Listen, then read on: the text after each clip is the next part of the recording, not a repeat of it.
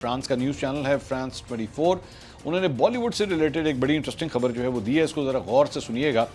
कहते हैं जी, भारत की 60 अरब डॉलर की बॉलीवुड सनत और इस वक्त एक संगीन एतमाद के बहरान का उसे सामना कर रही है, जहां फिल्मों के रिव्यूज़ और बॉक्स ऑफिस के एदाद शुमार में हेर फेर ने शायकीन को मायूस कर दिया है।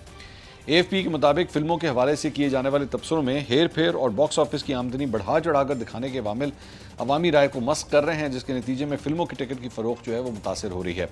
सनत के तजुर्बाकार अफराद के मुताबिक बॉलीवुड के मसाइल खुद साख्ता हैं, जैसे कि किसी फिल्म की रिलीज से पहले ही उसे कामयाब करार दे देना।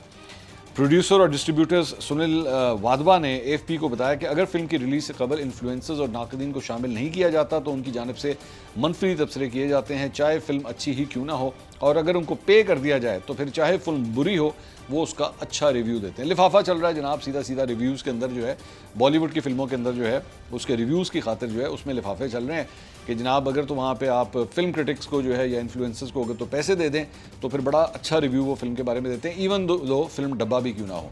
और कभी कभार जो है फिल्म डब्बा हो उसके भी जो है वो अच्छे रिव्यूज़ देना शुरू हो जाते हैं। सिर्फ 2 नंबरी यहाँ नहीं, आगे ज़रा बड़ी इंटरेस्टिंग बात सुनिएगा।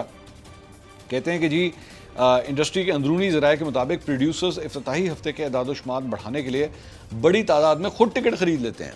मतलब वो लोगों ने नहीं खरीदे होते, वो खुद ही टिकट खरीद रहे होते हैं।